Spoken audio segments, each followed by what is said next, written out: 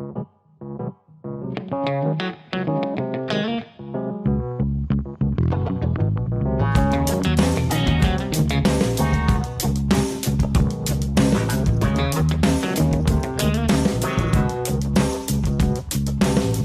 guy, thanks for your watching my video. The truth doesn't always need a confession, a hidden recording, or a ruthless ambush in a boardroom. Sometimes it only takes one wrong moment, one door opening at the exact second it never should, and everything built on reputation, routine, trust, and years of repeated promises collapses like a structure that has been rotting from the inside all along. On January 21st, Genoa City doesn't announce a storm with thunder or warning signs. Yet Victor Newman still walks straight into a catastrophe powerful enough to scorch his life to the core. Nikki Newman and Jack Abbott caught in a compromising situation so damning that the mere sight of it turns every explanation into cheap damage control.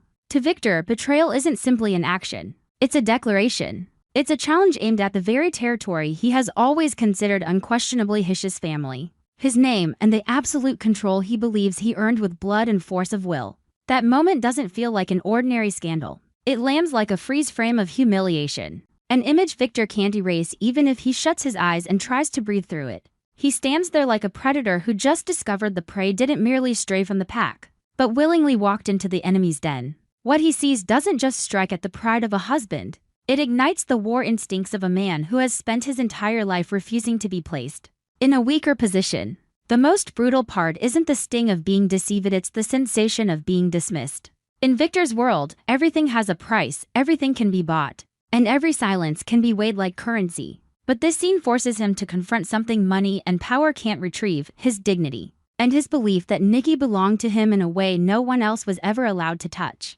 Victor doesn't need time to process it. His anger flares fast, violent, and merciless, like fuel poured directly onto a flame. What makes it more savage is not only the fact that Nikki is his wife, but that the man standing there is Jack Abbott, a name that transforms this from a marital mistake into a family war. Jack isn't just another man, Jack is the symbol of everything Victor despises. Someone who dares to exist on equal ground, who dares to stare back, who dares to fight for influence in this town and never fully bows. To Victor, seeing Nikki with Jack is like watching the Newman flag stomped into the dirt by an Abbott boot. Right on land Victor has spent his life conquering. He confronts them instantly, not with the shaky devastation of someone falling apart, but with the lethal composure of someone whose most ruthless instincts have just been triggered. Victor doesn't scream like a man without control. His fury is organized, mechanical, like a war machine clicking into motion with no off switch. His eyes go to Nikki first, not to ask for explanations but to measure the depth of the betrayal. Nikki is the one person who can reach the human part of Victor. And that is exactly why her betrayal cuts deeper than any strike from an outside enemy. He isn't simply deceived, has been hit in the one place he thought was untouchable. Nikki tries to explain. Her panic isn't the shallow panic of being caught, but the heavier panic of knowing the consequences. She has lived beside Victor long enough to understand he will never reduce this to a personal lapse. Victor will see a scheme, an assault, a humiliation designed to weaken him. Nikki knows that 1 second of hesitation, one careless phrase, one evasive glance will be crushed and turned into evidence against her. She wants to protect herself, yet she also wants to salvage something of the marriage that has survived countless storms. A marriage that has been patched together again and again with forgiveness, that never fully erased the cracks. She tries to pull the confrontation into emotional territory, into the language of weakness, confusion, a moment of losing herself. But Victor refuses to let it soften into that. He drags it onto the battlefield of power. And then Jack Abbott stays silent. Jack's silence isn't the silence of a man caught red-handed. It is a silence with weight, as if he's letting Victor hear the sound of his own world breaking inside his skull. Jack doesn't deny, doesn't apologize, and doesn't rush to build a story that might rescue his image. He stands there dangerously calm, as if he understands that in this moment, words are useless. That calmness only feeds Victor's fury. Because Victor has always despised one thing above all: being controlled by someone else's rhythm. If Nikki is the knife in his back, Jack is the man standing in front of him, smiling without needing to twist the blot because Victor is bleeding anyway. To Victor, that silence is provocation.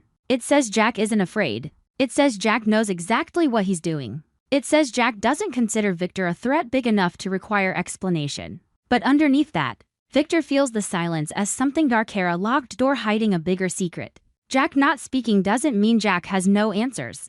Jack not speaking suggests he is holding a trump card. And that thought makes Victor more dangerous than ever because Victor can endure betrayal. He can endure insult, but he cannot endure not knowing what he is truly facing. In Victor's mind, the most terrifying weapon isn't the slap in publicity, it's the unnamed threat waiting in the shadows. In that moment, Nikki is trapped between two crushing forces. On one side is Victor, the man she has wounded and the man who can destroy her life with a handful of cold decisions. On the other side is Jack, standing silent as though everything has been calculated.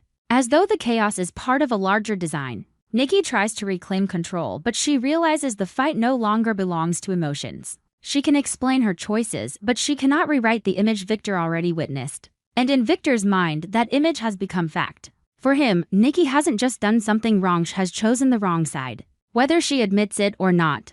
The fracture in Victor and Nikki's marriage does not begin with accusations. It begins with the collapse of something invisible but essential, the belief that no matter how the world outside shifts, they remain a united force. Victor has always wanted to believe Nikki is the last anchor, keeping him from losing all his humanity. Nikki has always wanted to believe she is the only person who can soften him. But January 21st turns that belief into a lie they can no longer pretend is true. When Victor looks at Nikki now, he no longer sees the woman who has endured years of war beside him. He sees a security breach inside the Newman fortress. And when Victor looks at Jack, he doesn't just see an enemy, he sees someone who entered his territory through a door Nikki either accidentally or deliberately left open. From that second forward, this is no longer the story of three people. It becomes a domino effect spreading into family, relationships, and the fragile business world already strained by pressure and threats waiting to strike. The Newman Foundation has been unstable for a long time. Cracks sealed over but never truly repaired.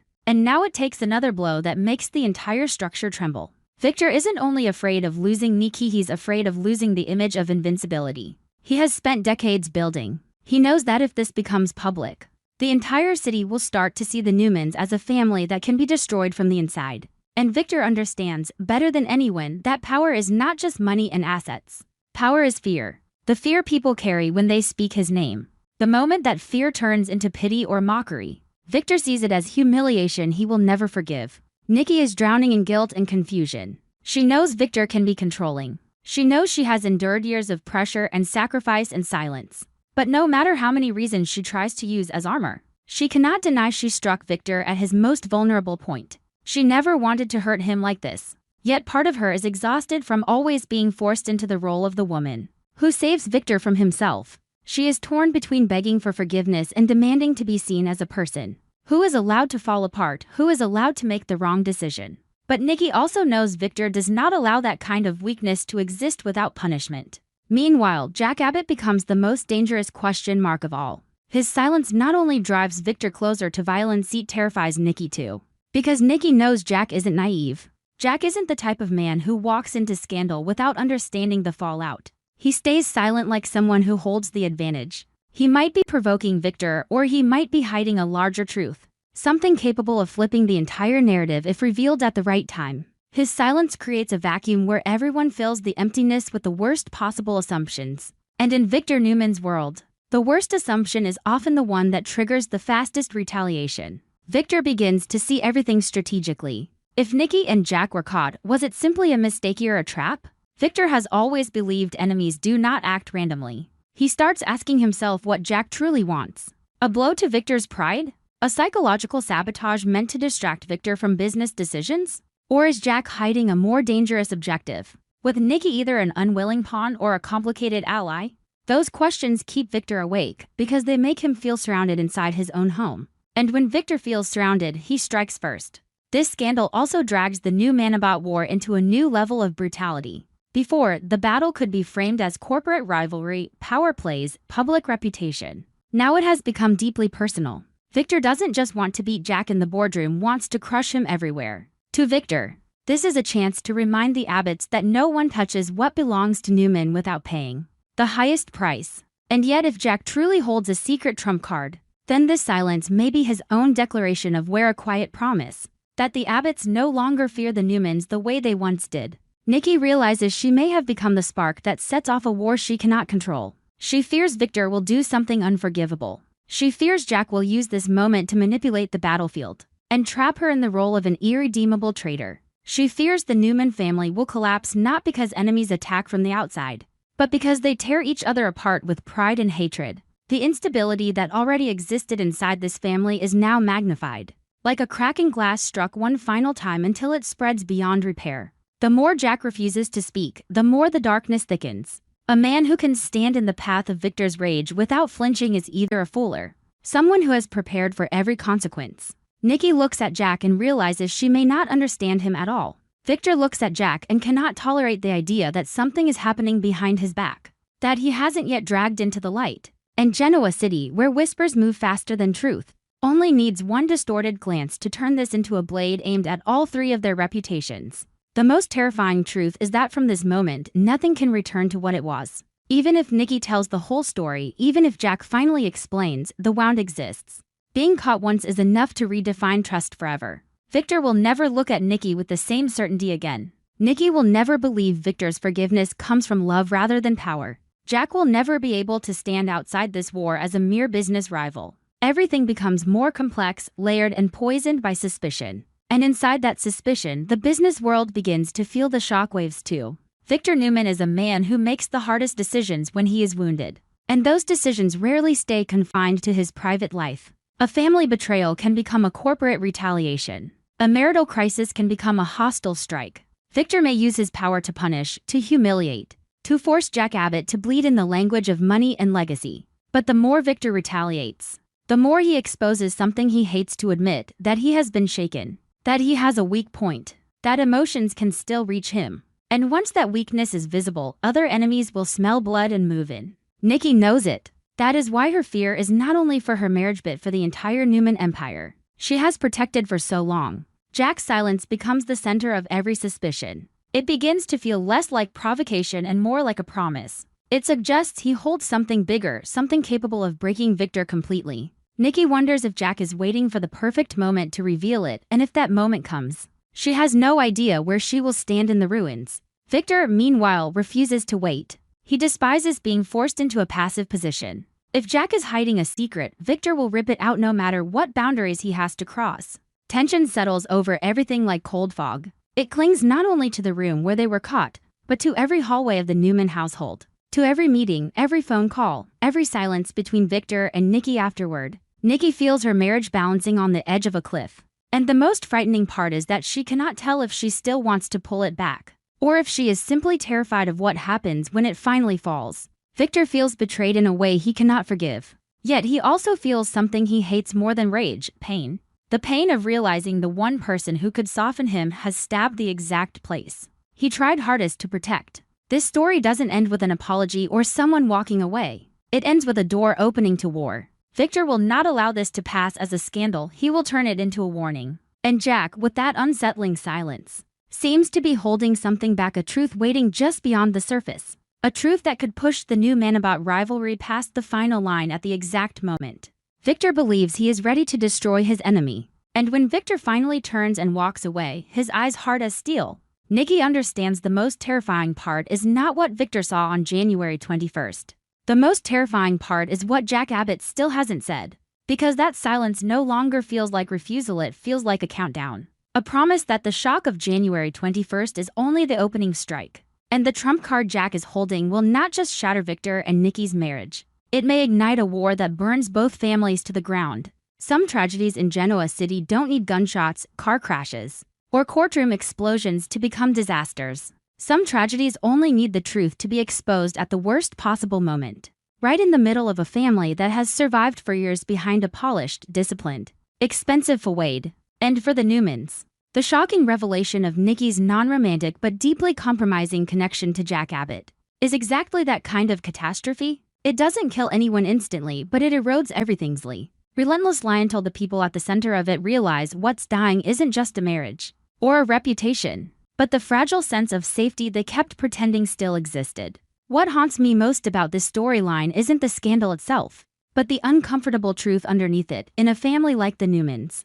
every mistake echoes like an explosion. And the ones who suffer the most aren't always the ones who made it. They're often the ones standing nearby, still believing that blood and loyalty can somehow stay immune to war. Victoria and Nick, Nikki's children, aren't simply facing a shock with Jack Abbott's name stamped on it. They're facing the moment when the image of their mother splinters in their minds. and those cracks can't be repaired with a neat explanation. For Victoria, this hits the most stubborn part of her identity, the belief that she must keep everything under control, that she has to be the one who holds the line, the one who stays cold enough so the family doesn't collapse. But the second the news spreads through the air like a blade slicing cleanly through every last illusion, that control becomes a burden.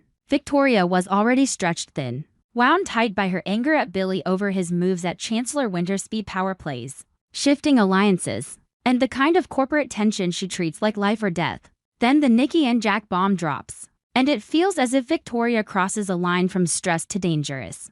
Because this isn't a business fight where she can win with logic and strategy. This is a crisis inside her own home, and there is no contract she can sign to erase humiliation. The cruelest part is that Victoria doesn't even have time to grieve. She only has time to rage. And her anger doesn't just aim at Nikki or Jack, it aims at the helplessness of watching her family turned into gossip.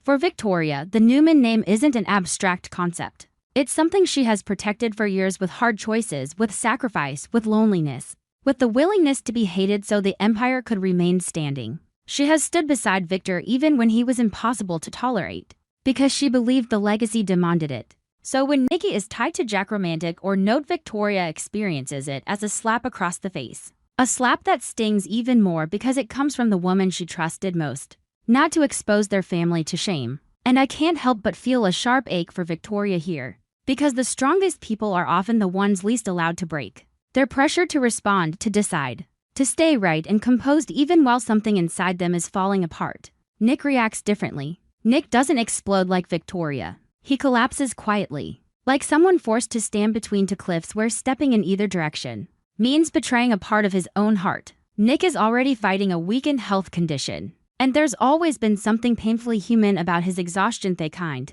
that doesn't come only from physical struggle, but from carrying too much for too long without ever admitting he's drowning. Nick loves his mother. Nick also respects his father, or at the very least understands that Victor is not a man who can be publicly humiliated and still remain silent. So once the truth about Nikki and Jack breaks open, Nick is pushed into the most unbearable position. Loyalty to Victor means treating Nikki like a traitor, while protecting Nikki means accepting that Victor may see Nick as siding with the enemy. That is the kind of pressure that doesn't just hurt, it crushes. It clamps down on Nick's lungs like iron, making each breath feel like it costs something. And as if Nick's world isn't already unstable enough, the shadow of Matt Clark returns to drag him deeper into danger. There are names in Y and R that are enough to chill your blood just by being spoken, and Matt is one of them. For Nick, Matt isn't simply a thread's unfinished business, a mistake from the past that refuses to stay buried. And when Nikki's scandal detonates at the same time Matt resurfaces, Nick becomes a man shoved right up to the edge of a cliff,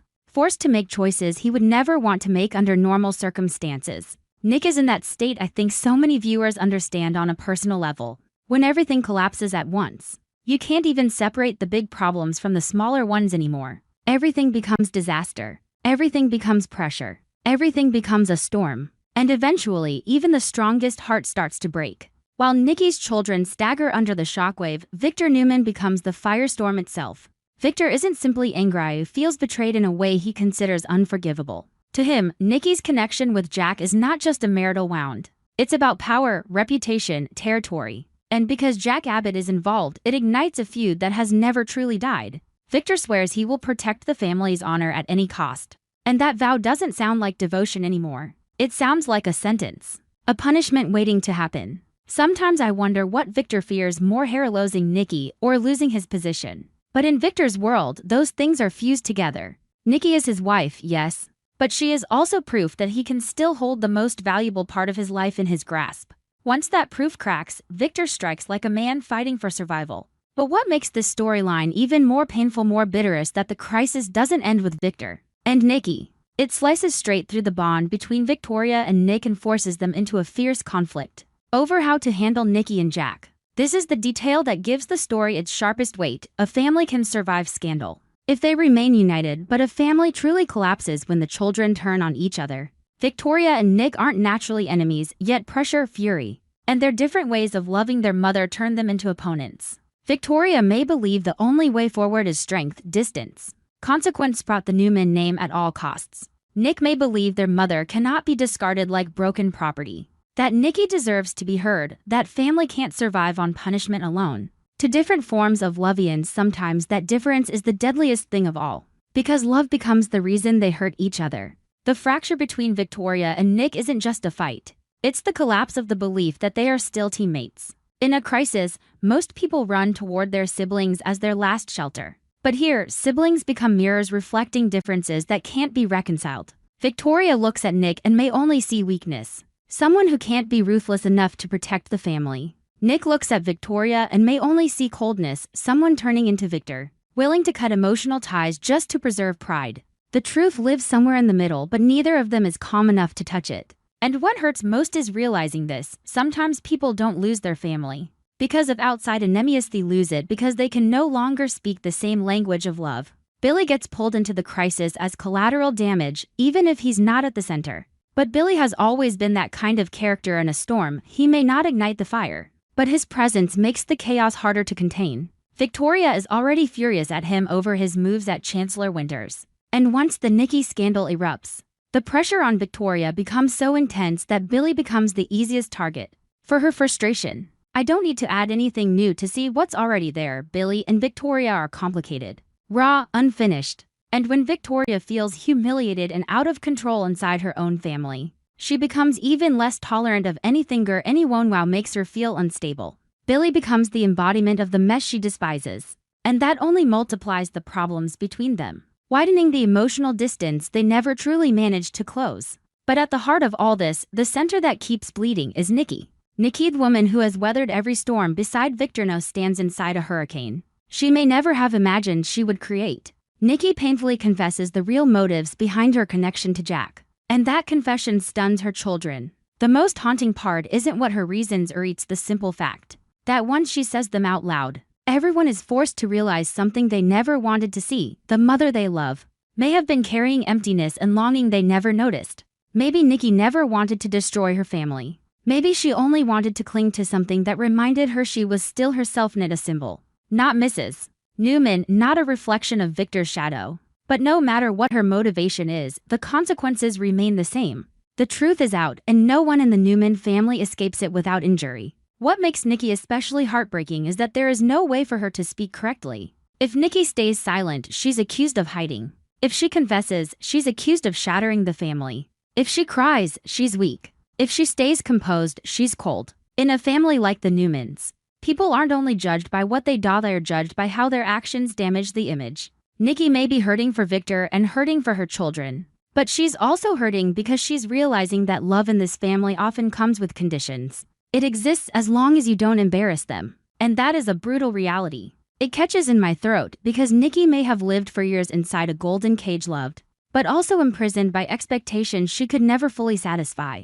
The Newmans aren't facing a single scandal anymore. They're facing an unstable future, staring down the possibility of collapse because of secrets and betrayal. And the most frightening part is that collapse won't come from one final blow, it will come from dozens of smaller cuts. Victor loses trust. Nikki loses her ground. Victoria loses peace. Nick loses strength. Billy loses control of the emotional damage unfolding around him. And Jack Abbott, even without speaking, remains a looming question mark that gives anger nowhere safe to land. Without direct dialogue or dramatic shouting scenes, the story becomes heavier, almost more realistic. The most wounded people don't always scream. They often fall silent, walk away, and turn family into a frozen wall. I keep thinking the Newman family is standing at a crossroads no one wants to name. Because if they choose to protect honor by crushing Nikki, they might preserve the appearance of order, but they will destroy the heart of what a family is supposed to be. And if they choose forgiveness without confronting the deeper Newmanabot war beneath it, they will only postpone the next explosion. In a family where power runs like blood, forgiveness is never simple. Mercy can be seen as weakness, but punishment taken too far turns love into warfare. And the tragedy is right there. The Newmans don't truly know how to love each other without turning that love into control. When everything stacks up like this, it's easy to forget something important. Victoria and Nick aren't only victims of the scandal, they are products of this family's history. They were raised in a world where love has conditions, where family can be weaponized, where the enemy might be your own blood. So their reactions aren't simply the reactions of shocked children. They are the reactions of people trained to fight inside their own home. Victoria reacts like Victor because that's the language she learned to survive. Nick reacts with internal conflict because he still holds onto a softer part of himself. The part that wants to save everything without burning it down. And when those two collide, it stops being personal. It becomes the conflict of an entire legacy. In the end, what weighs on me the most is imagining the Newman house after the truth is exposed. It doesn't need extra dramatic events to feel devastating. All it takes is dinners where no one meets anyone's eyes. All it takes is Victor's footsteps in the hallway, heavy with threat, while everyone else goes silent. All it takes is Nikki sitting alone, realizing she has lost something she thought was unbreakable. All it takes is Victoria staring into a mirror and seeing too much of Victor looking back. All it takes is Nick pressing a hand to his chest, feeling his health slipping. Understanding a tired heart like his may not survive another blow. Sometimes tragedy isn't in the event, it's in the lingering aftermath when everyone is still alive. But no one belongs to each other the way they once did. And just when the Newman family seems pushed to its limit, Jack Abbott's silence becomes the most unsettling threat of all. Because when someone causes this much damage and still stands calm, you can't help wondering whether this is truly the full truth or only the surface of something far worse waiting underneath. Victor can swear he'll protect the family honor at any cost. Victoria can harden herself to keep the Newman name from collapsing. Nick can try to shield his mother from falling off the edge. But I have a feeling this crisis won't end with right or wrong. It will end with the Newmans facing the one reality they can't outspend, outfight, or outmaneuver once a secret is exposed. It can never become a secret again, and once a wound is cut deep enough, it only takes one more touch for everything to finally break. On our TV Spoilers channel, I always seek content inspiration for each video by compiling short video clips to analyze and offer my personal opinions. This channel specializes in analyzing, theorizing, and discussing plot points in the Young and the Restless series. From the perspective of a longtime fan. Through this, viewers can gain deeper, more objective, and more interesting perspectives. Subscribe to the channel to stay updated on the latest news about the Young and the Restless series.